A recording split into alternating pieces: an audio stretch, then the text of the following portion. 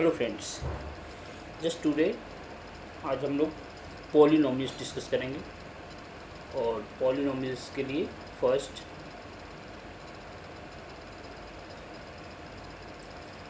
जो आज का टॉपिक है वह है पॉलिनोमियल्स। तो लेट्स सी।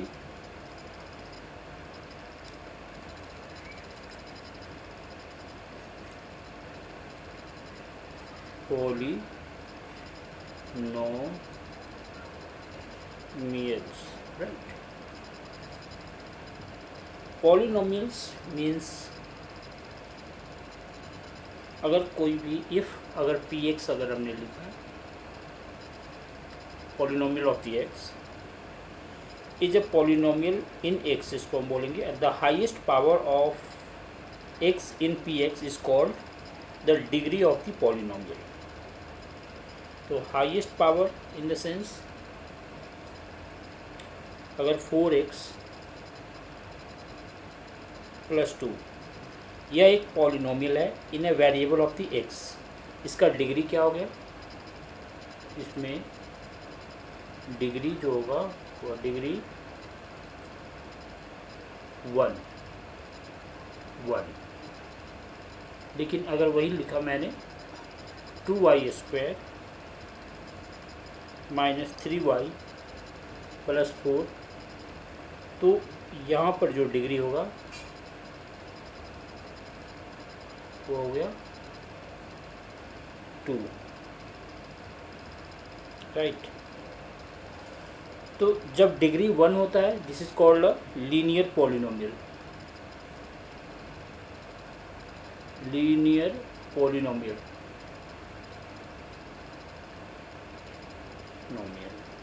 जब डिग्री 2 होगा इसे हम क्वाड्रेटिक पॉलिनोमियल बोलते हैं। Quadratic polynomial. So quadratic polynomial यानी कि हम यहाँ पर स्प्लिटिंग मिडल टर्म यूज़ करते हैं। फिर अगर 3 पावर अगर होता है तो उसे हम क्यूबिक बोलेंगे। अगर डिग्री जो है वो 3 अगर होगा तो वहाँ पर हम ax³ + bx² + cx + d इस तरह की जो होगी। तो यहाँ पर डिग्री जो है वह 3 है, इसको क्यूबिक बोलते हैं, क्यूबिक पॉलिनोमियल।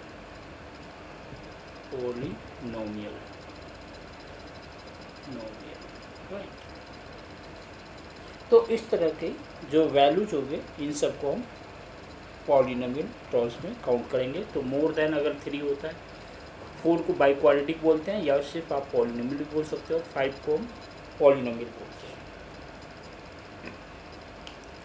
सो अगर हम 0 फाइंड आउट करते हैं, जैसे अगर ग्राफ पेपर आप ले लो तो यह y एक्सिस है, ये x एक्सिस है, x', x y y'।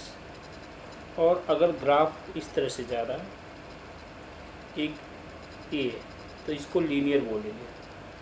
ये हो गई लीनियर। और अगर ये ग्राफ मान लो x, x y and y, तो ये ग्राफ अगर इस तरह से जा रहा है तो इसको हम क्वाड्रेटिक पॉलिनोमियल बोलते हैं। या ऐसे भी अगर आ रहा है तो भी हम क्वाड्रेटिक पॉलिनोमियल बोलते हैं।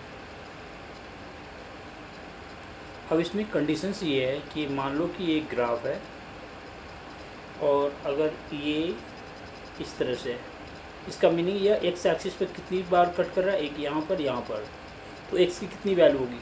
देयर आर 2 वैल्यूज, ठीक है। एक्स की यहाँ पर नंबर ऑफ द जीरोज पूछा जाएगा, तो नंबर ऑफ जीरोज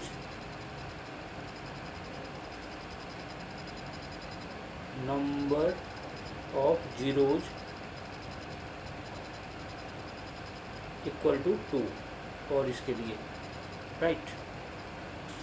अगर इसमें मान लो यहाँ पर ऐसे है तो number of zeros no zero, no zero.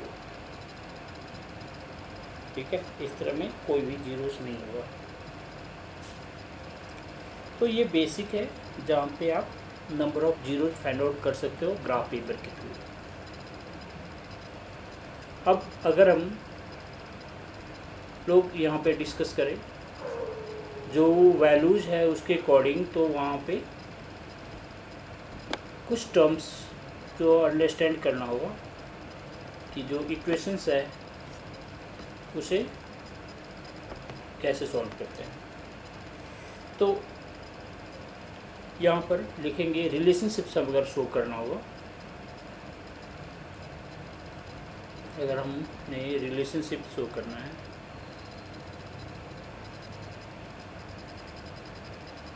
relationship between zeros and coefficient of polynomial, between zeros and coefficient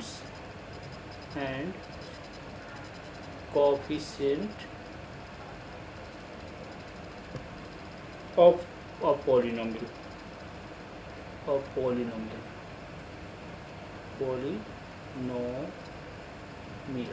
right.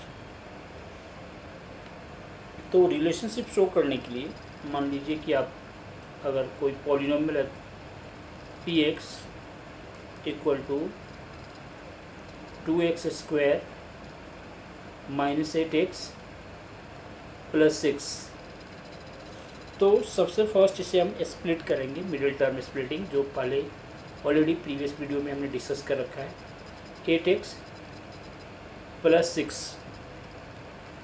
Will equal to, first और लास्ट को मल्टीप्लाई करो, 12 आ गया, 12 को हम स्प्लिट करेंगे तो ये 8 लाना है मिडिल टर्म, तो 6 2 जा 12, सो 2x square minus 6x minus 2x plus 6, split किया यहाँ पे 2x, x minus 3 minus 2 x minus 3, इसको फैक्टर करेंगे तो ये आ गई 2x माइनस 2 एंड सेकेंड जो है वह x minus 3। So the value of the px जो हमने अभी लिखा था यहाँ पे, तो इस जीरोज कब होगा, zeros when x minus 1 means 2x minus, अगर हमने माइनस और माइनस यहाँ पे प्लस 6 2 जा 12 एंड 2 कॉमन ले लिया तो x माइनस 3, एंड फिर अगर हमने 2x कॉमन लिया तो x माइनस 3, सो एक वैल्यू जो है वह x माइनस एंड राइट। तो ये आ गई एक जो व्हेन x की जो वैल्यू है, when x minus 3 equal to 0, so x will equal to 3, and second value होगा when 2x minus 2 equal to 0, so 2x will equal to 2 and x will equal to 2/2 means 1। तो ये value है। So these are the zeros. जैसे ही अगर हम zero का discussion किया तो हमें यहाँ पर इसे ऑब्जर्व करना है कि सम ऑफ द जीरोज, अगर हम लिखते हैं sum of zeros, sum of zeros equal to आ जाएगा यहाँ पे 1 plus 3 will equal to 4 will equal to यहाँ पे माइनस b बाई ए होगा, तो माइनस 8 एंड बाई 2, इसको कैंसिल करोगे तो ये minus coefficient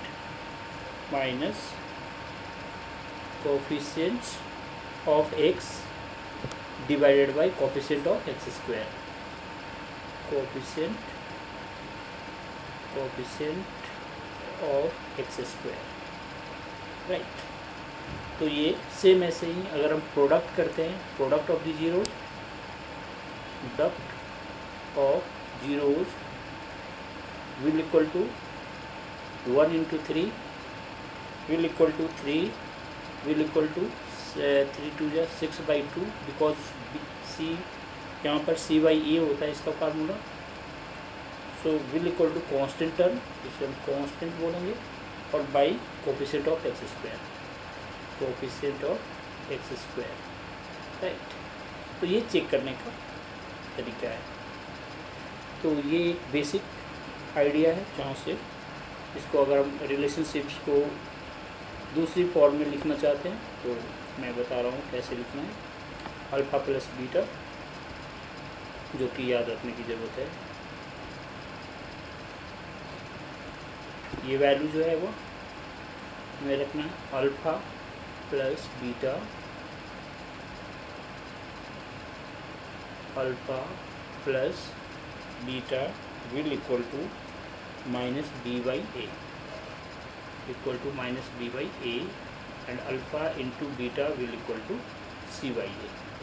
C means constant term, a means coefficient of the x square, minus b by a means coefficient of x, and a means coefficient of x square. तो यह एक basic term है जो कि हम ऑलवेज हम लोग apply करते हैं। तो इस एग्जांपल से हम इजीली फाइंड आउट कर सकते हैं कि कोई भी वैल्यू हम कैसे निकालें। अब एक क्वेश्चन से यहाँ पर अराइज होता है कि अगर suppose alpha and value given है जीरोज, तो हम इक्वेशन कैसे लिखेंगे। तो इक्वेशन लिखने के लिए हमें एक फार्मूला है जिसे अप्लाई करना होता है। A similar to A, first you write here alpha plus beta given होगा, अल्फ़ा इंटू बीटा मेंशन होगा। तो जनरल फॉर्म तो a x square plus b x plus C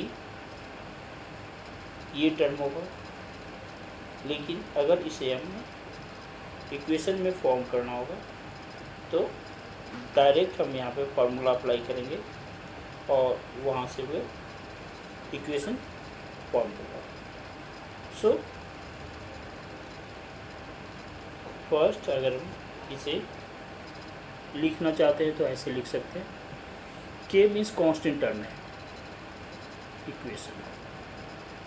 equation of यानी क्वाड्रेटिक इक्वेशन। तो के कांस्टेंट टर्म होगा, x square minus के bracket start alpha plus beta की वैल्यू ऑलरेडी गिवन है या कोई कांस्टेंट वैल्यू होगी, और इंटू एक्स प्लस के अल्फ़ा और बीटा। तो यह इक्वेशन लिखने का टेक्निक है जो हम अप्लाई करते हैं। सपोज अगर किसी में भी अल्फ़ा प्लस बीटा गिवन है तो यहाँ से हम अल्फ़ा प्लस बीटा लेंगे, अल्फ़ा इंटू बीटा गिवन है तो ये अल्फ़ा इंटू बीटा लेकर और इस वैल्यू को पुट कर सकते हैं। So thank you today.